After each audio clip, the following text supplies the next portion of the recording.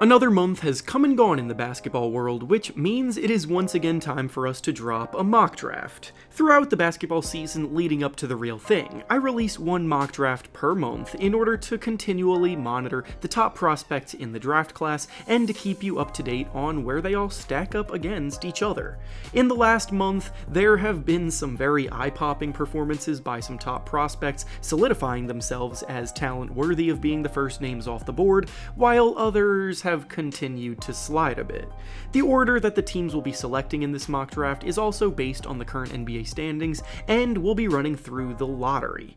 Before we start though, I want to thank Upside for sponsoring this video. Upside is a free mobile app that gives you real cash back when you shop for everyday essentials such as gas, groceries, restaurants, and more. Millions of Americans are loving Upside right now, earning $1 million cash back each week, and it has already earned a staggering $350 million for its users total. It's available at over 100,000 businesses across all 50 states, including common favorites such as Chipotle, Lowe's, Krispy Kreme, IHOP, Bath & Body Works, and Chili's, amongst so many more.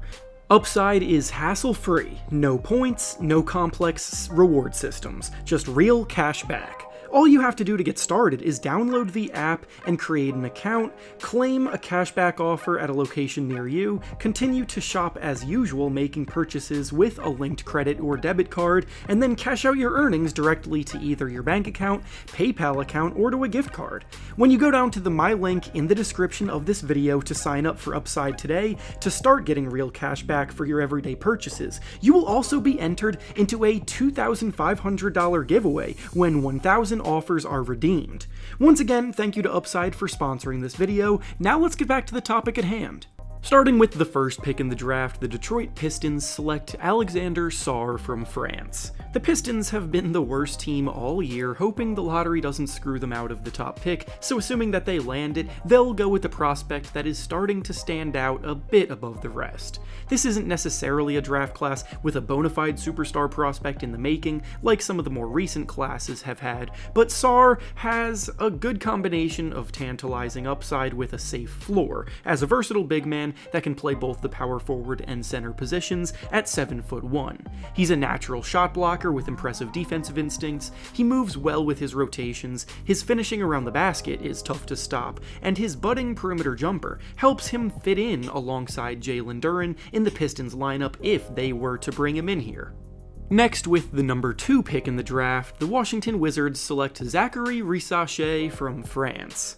We're seeing a bit of a French revolution in the NBA lately, with the first 2 picks so far both being from France, and then obviously Victor Wembanyama last year was French, so I don't know what's in the water over there lately, but they're taking big strides on the basketball court. The Wizards are also very excited about Bilal Coulibaly, who they drafted last year, also from France, so the team has proven that they're comfortable drafting talent from the French LNB Pro A League that Risacher plays in. He's one of the premier shooters in the class, and at 6'8", his skill at his size is an NBA scout's dream. He needs to improve at creating his own offense off the dribble, but he moves well without the ball and gets to his spots with ease to knock down shots, so he'll be very effective at the next level. Next, with the 3rd pick in the draft, the San Antonio Spurs select Nikola Topic from Serbia. The Spurs are in desperate need of a primary ball handler and point guard, and Topic right now is the top prospect in that regard. If he were to fall to the Spurs, then I don't think they would hesitate to take him, because his presence on the team would help unlock even more out of Victor Wembanyama, and they would be a perfect partnership to build around moving forward. He is a 6'6" guard with an impressive feel for the game at 18 years old, who before suffering a knee injury was leading the Adriatic League in assists per game, which is pretty crazily impressive for a teenager. He's tough to speed up, he controls the tempo of the offense masterfully, and he's very unselfish, which is a trait that the Spurs definitely need more of. Next, with the 4th pick, the Charlotte Hornets select Ron Holland from G League Ignite. Ron Holland has had a pretty rocky up and down season in the G League, but with the Hornets trading away Terry Rozier, they are definitely in the market for a scoring guard to replace him, and of the available talent in this class, I think Holland is definitely worth taking a swing on.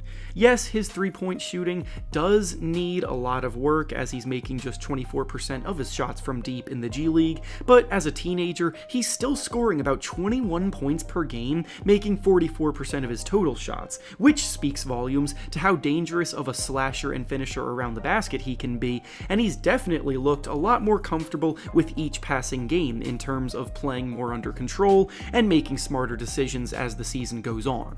Up next with the 5th pick in the draft, the Portland Trail Blazers select Cody Williams from Colorado. Cody Williams came back from an injury that held him out of about a month of play and picked right back up where he left off as one of the most efficient scoring talents in the entire class. His shot-making ability has been so much better than anyone anticipated before the year, as he's scoring about 14 points per game, shooting 56% from the field and 47% from 3. Admittedly, he doesn't take that many threes, attempting just 2 per game, but there's no denying that he can bury you if you leave him open out there, and if you overcommit, he's attacking the cup off the dribble and converting inside. He plays solid defense, he doesn't force bad shots, and he makes the right play, and for a Blazers team in need of more wing talent, he is a perfect fit.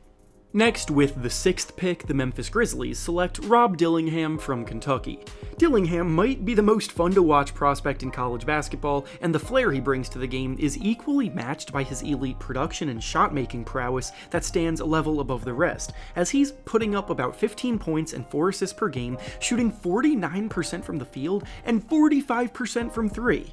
Kentucky has a long history of producing talented all-star caliber NBA guards, and Dillingham looks every bit like the next one in line, because his ability to create space off the dribble, knock down shots on the move, get wherever he wants on the court with his tight, crisp handle, and finish in the paint with a soft, feathery touch makes him a matchup nightmare.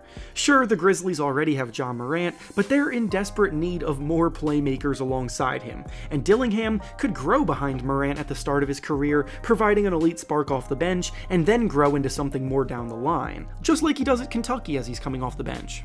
Up next with the 7th pick, the San Antonio Spurs, who own the Raptors pick, select Matas Buzelis from G League Ignite. Earlier in this mock draft, the Spurs landed their point guard of the future, so here they can take a swing at the player with the highest upside left in the class in Buzelis. Buzelis is definitely a more raw talent compared to his teammate Ron Holland on the G League Ignite squad, but long-term scouts see flashes of a guy who could blossom into a do-it-all, two-way wing that can play a really visibly appealing game when he's on. The issue is that there are still way too many games where he fades into the background and doesn't assert himself, but those are the growing pains that will come with a player like him, and Greg Popovich is no stranger to maximizing the talent of players like this. Next, with the 8th pick, the Houston Rockets, who own the Nets pick, select Reed Sheppard from Kentucky.